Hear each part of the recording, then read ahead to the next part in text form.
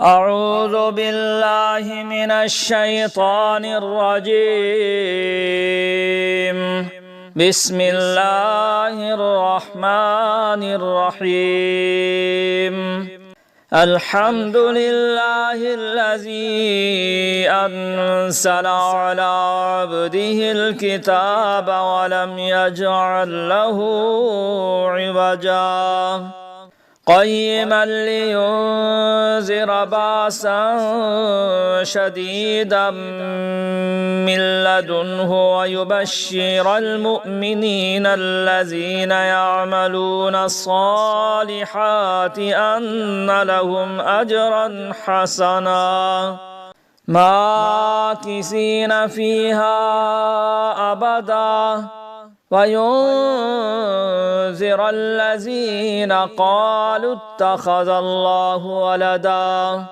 ما لهم به من علم ولا لآبائهم كبرت كلمة تخرج من أفواههم إن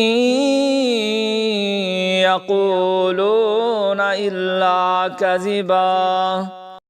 فلعلك باخع نفسك على آثارهم إن لم يؤمنوا بهذا الحديث أسفا إنا جعلنا ما على الأرض زينة لها لنبلوهم أيهم أحسن عملا وإنا لجاعلون ما عليها صعيدا جرزا أم حسبت أن أصحاب الكهف والرقيم كانوا من آياتنا عجبا إذ أوى الفتية إلى الكهف فقالوا ربنا آتنا من لدنك رحمة وهيئ لنا من أمرنا رشدا فضربنا على آذانهم في الكهف سنين عددا ثم بعثناهم لنعلم أي الحزبين أحصى لما لبثوا أمدا نحن نقص عليك نبأهم بالحق إنهم فتية آمنوا بربهم وزدناهم هدى وربطنا على قلوبهم إذ قاموا فقالوا ربنا رب السماوات والأرض لن ندعو من دونه إلها لقد قلنا إذا شططا هؤلاء قوم اتخذوا من دونه آلهة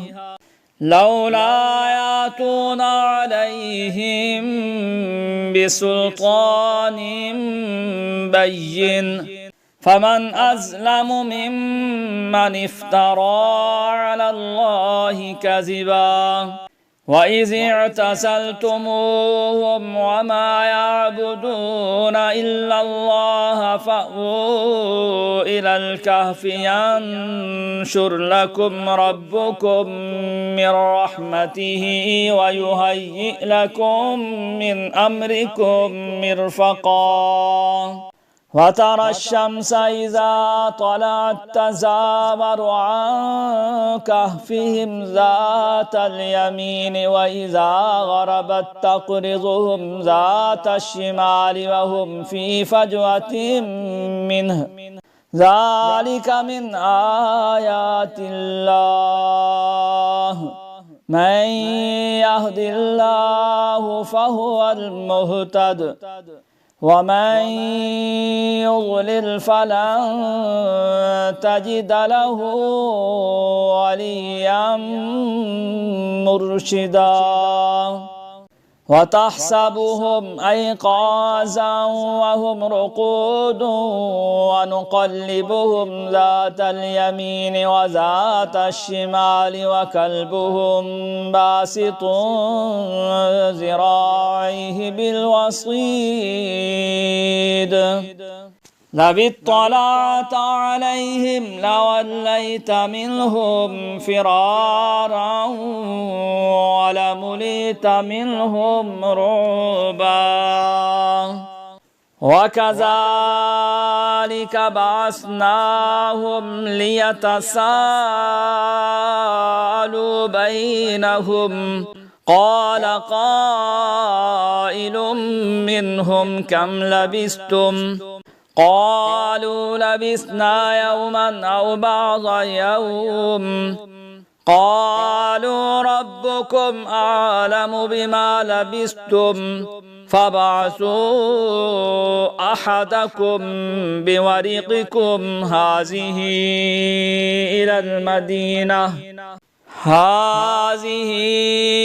إلى المدينة فلينظر أيها أزكى طعاما فليأتكم برزق منه وليتلطف ولا يشعرن بكم أحدا إنهم إن يظهروا عليكم يرجموكم أو يعيدوكم في ملتهم ولن تفلحوا إذا أبدا وكذلك عثرنا عليهم ليعلموا أن وعد الله حق وأن الساعة لا ريب فيها إذ يتنازعون بينهم أمرهم فقالوا ابنوا عليهم بنيانا ربهم أعلم بهم قال الذين غلبوا على أمرهم لنتخذن عليهم مسجدا سيقولون ثلاثة رابعهم كلبهم ويقولون خمسة سادسهم كلبهم رجما بالغيب ويقولون سبعة وثامنهم كلبهم قل ربي أعلم بعدتهم ما يعلمهم إلا قليل فلا تمار فيهم إلا مراء ظاهرا ولا تستفت فيهم منهم أحدا ولا تقولن لشيء إني فاعل ذلك غدا إلا أن يشاء الله واذكر ربك إذا نسيت وقل عسى أن يهديني ربي لأقرب من هذا رشدا ولبثوا في كهفهم 300 سنين وازدادوا 9 قل الله أعلم بما لبثوا له غيب السماوات والأرض أبصر به وأسمع ما لهم من دونه من ولي ولا يشرك في حكمه أحدا واتل ما أوحي إليك من كتاب ربك لا مبدل لكلماته ولن تجد من دونه ملتحدا واصبر نفسك مع الذين يدعون ربهم بالغداة والعشي يريدون وجهه ولا تعد عيناك عنهم تريد زينة الحياة الدنيا ولا تطع من أغفلنا قلبه عن ذكرنا واتبع هواه وكان أمره فرطا وقل الحق من ربكم فمن شاء فليؤمن ومن شاء فليكفر إنا أعتدنا للظالمين نارا أحاط بهم سرادقها وإن يستغيثوا يغاثوا بماء كالمهل يشوي الوجوه بئس الشراب وساءت مرتفقا إن الذين آمنوا وعملوا الصالحات إنا لا نضيع أجر من أحسن عملا أولئك لهم جنات عدن تجري من تحتهم الأنهار يحلون فيها من أساور من ذهب ويلبسون ثيابا خضرا من سندس واستبرق ويلبسون ثيابا خضرا من سندس واستبرق متكئين فيها على الأرائك نعم الثواب وحسنت مرتفقا واضرب لهم مثل الرجلين جعلنا لأحدهما جنتين من أعناب وحففناهما بنخل وجعلنا بينهما زرعا كلتا الجنتين آتت أكلها ولم تظلم منه شيئا وفجرنا خلالهما نهرا وكان له ثمر فقال لصاحبه وهو يحاوره أنا أكثر منك مالا وأعز نفرا ودخل جنته وهو ظالم لنفسه قال ما أظن أن تبيد هذه أبدا وما أظن الساعة قائمة ولئن رددت إلى ربي لأجدن خيرا منها منقلبا قال له صاحبه وهو يحاوره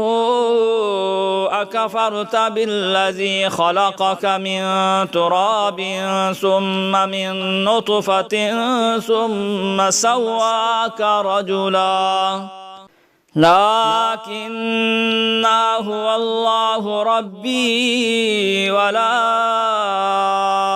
أشرك بربي أحدا ولولا إذ دخلت جنتك قلت ما شاء الله لا قوة إلا بالله إن ترني أنا أقل منك مالا وولدا فعسى ربي أن يؤتيني خيرا من جنتك ويرسل عليها حسبانا من السماء فتصبح صعيدا زلقا أو يصبح ماؤها غورا فلن تستطيع له طلبا وأحيط بثمره فأصبح يقلب كفيه على ما أنفق فيها وهي خاوية على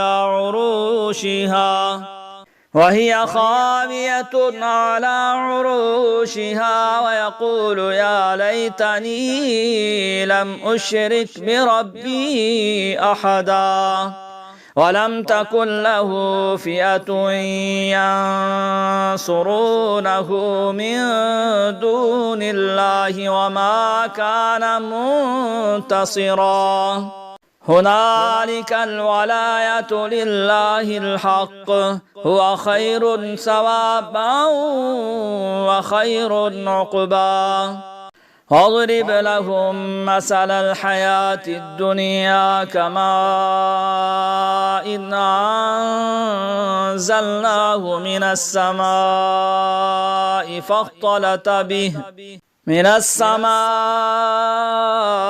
فاختلط به نبات الأرض فأصبح هشيما تذروه الرياح وكان الله على كل شيء مقتدرا المال والبنون زينة الحياة الدنيا والباقيات الصالحات خير عند ربك ثوابا وخير أملا ويوم نسير الجبال وترى الأرض بارزة وحشرناهم فلم نغادر منهم أحدا وعرضوا على ربك صفا لقد جئتمونا كما خلقناكم أول مرة بل زعمتم أن لن نجعل لكم موعدا ووضع الكتاب فترى المجرمين مشفقين مما فيه ويقولون يا ويلتنا ما لهذا الكتاب لا يغادر صغيرة ولا كبيرة إلا أحصاها ووجدوا ما عملوا حاضرا ولا يظلم ربك أحدا وإذ قلنا للملائكة اسجدوا لآدم فسجدوا إلا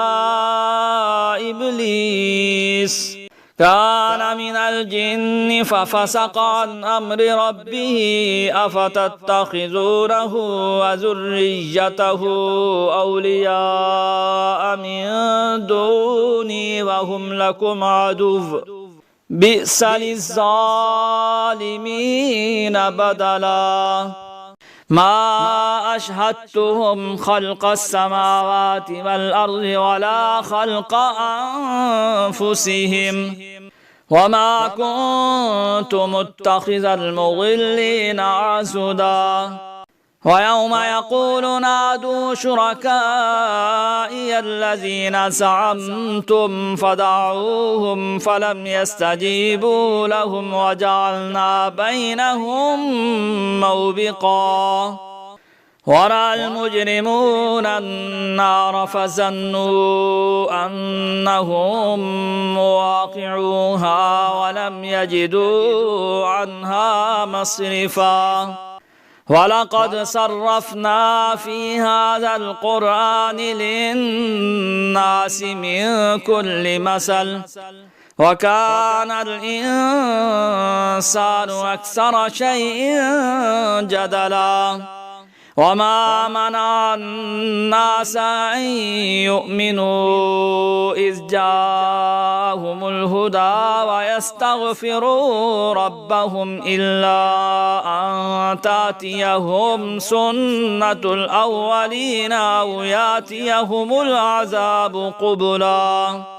وما نرسل المرسلين إلا مبشرين ومنذرين ويجادل الذين كفروا بالباطل ليدحضوا به الحق واتخذوا آياتي وما أنذروا هزوا ومن أظلم ممن ذكر بآيات ربه فأعرض عنها ونسي ما قدمت يداه إنا جعلنا على قلوبهم أكنة أن يفقهوه وفي آذانهم وقرا وإن تدعوهم إلى الهدى فلن يهتدوا إذا أبدا وربك الغفور ذو الرحمة لو يؤاخذهم بما كسبوا لعجل لهم العذاب بل لهم موعد لن يجدوا من دونه ملتحدا بل لهم موعد لن يجدوا من دونه موئلا وتلك القرى أهلكناهم لما ظلموا وجعلنا لمهلكهم موعدا وإذ قال موسى لفتاه لا أبرح حتى أبلغ مجمع البحرين أو أمضي حقبا فلما بلغا مجمع بينهما نسيا حوتهما فاتخذ سبيله في البحر سربا فلما جاوزا قال لفتاه آتنا غداءنا لقد لقينا من سفرنا هذا نصبا قال أرأيت إذا وينا إلى الصخرة فإني نسيت الحوت وما أنسانيه إلا الشيطان أن أذكره واتخذ سبيله في البحر عجبا قال ذلك ما كنا نبغي فارتد على آثارهما قصصا فوجدا عبدا من عبادنا آتيناه رحمة من عندنا وعلمناه من لدنا علما قال له موسى هل أتبعك على أن تعلمني مما علمت رشدا قال إنك لن تستطيع معي صبرا وكيف تصبر على ما لم تحط به خبرا قال ستجدني إن شاء الله صابرا ولا أعصي لك أمرا قال فإن اتبعتني فلا تسألني عن شيء حتى أحدث لك منه ذكرا فانطلقا حتى إذا ركبا في السفينة خرقها قال أخرقتها لتغرق أهلها لقد جئت شيئا إمرا قال ألم أقل إنك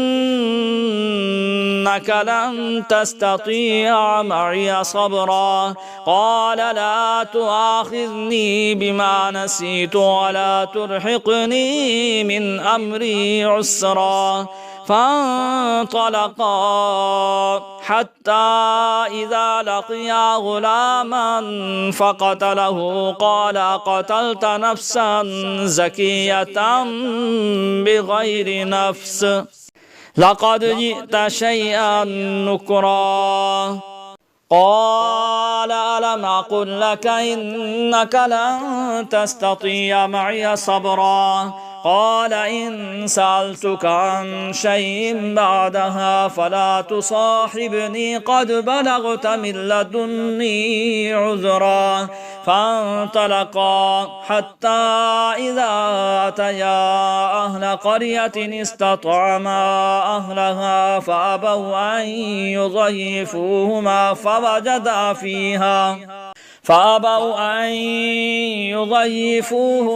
فوجدا فيها جدارا يريد أن ينقض فأقامه. قال لو شئت لاتخذت عليه أجرا. قال هذا فراق بيني وبينك سأنبئك بتأويل ما لم تستطع عليه صبرا. أما السفينة فكانت لمساكين يعملون في البحر فأردت أن أعيبها وكان وراءهم ملك يأخذ كل سفينة غصبا. وأما الغلام فكان أبواه مؤمنين فخشينا أن يرهقهما طغيانا وكفرا فأردنا أن يبدلهما ربهما خيرا منه زكاة وأقرب رحما. وأما الجدار فكان لغلامين يتيمين في المدينة وكان تحته كنز لهما وكان أبوهما صالحا فأراد ربك أن يبلغا أشدهما ويستخرجا كنزهما رحمة من ربك وما فعلته عن أمري ذلك تأويل ما لم تستطع عليه صبرا. ويسألونك عن ذي القرنين قل سأتلو عليكم منه ذكرا. إنا مكنا له في الأرض وآتيناه من كل شيء سببا فأتبع سببا حتى إذا بلغ مغرب الشمس وجدها تغرب في عين حمية ووجد عندها قوما قلنا يا ذا القرنين إما أن تعذب وإما أن تتخذ فيهم حسنا. قال أما من ظلم فسوف نعذبه ثم يرد إلى ربه فيعذبه عذابا نكرا. وأما من آمن وعمل صالحا فله جزاء الحسنى وسنقول له من أمرنا يسرا. ثم أتبع سببا حتى إذا بلغ مطلع الشمس وجدها تطلع على قوم لم نجعل لهم من دونها سترا. كذلك وقد أحطنا بما لديه خبرا. ثم أتبع سببا حتى إذا بلغ بين السدين وجد من دونهما قوما لا يكادون يفقهون قولا. قالوا يا ذا القرنين إن ياجوج وماجوج مفسدون في الأرض فهل نجعل لك خرجا على أن تجعل بيننا وبينهم سدا. قال ما مكني فيه ربي خير فاعينوني بقوة أجعل بينكم وبينهم ردما. آتوني زبر الحديد حتى إذا ساوى بين الصدفين قال انفخوا حتى إذا جعله نارا قال آتوني أفرغ عليه قطرا. فما استطاعوا أن يظهروه وما استطاعوا له نقبا قال هذا رحمة من ربي فإذا جاء وعد ربي جعله دكا وكان وعد ربي حقا وتركنا بعضهم يومئذ يموج في بعض ونفخ في الصور فجمعناهم جمعا وعرضنا جهنم يومئذ للكافرين عرضا الذين كانت أعينهم في غطاء عن ذكري وكانوا لا يستطيعون سمعا أفحسب الذين كفروا أن يتخذوا عبادي من دوني أولياء إنا أعتدنا جهنم للكافرين نزلا قل هل ننبئكم بالأخسرين أعمالا الذين ضل سعيهم في الحياة الدنيا وهم يحسبون أنهم يحسنون صنعا أولئك الذين كفروا بآيات ربهم ولقائه فحبطت أعمالهم فلا نقيم لهم يوم القيامة وزنا ذلك جزاؤهم جهنم بما كفروا واتخذوا آياتي ورسلي هزوا إن الذين آمنوا وعملوا الصالحات كانت لهم جنات الفردوس نزلا خالدين فيها لا يبغون عنها حولا قل لو كان البحر مدادا لكلمات ربي لنفد البحر قبل أن تنفد كلمات ربي ولو جئنا بمثله مددا قل إنما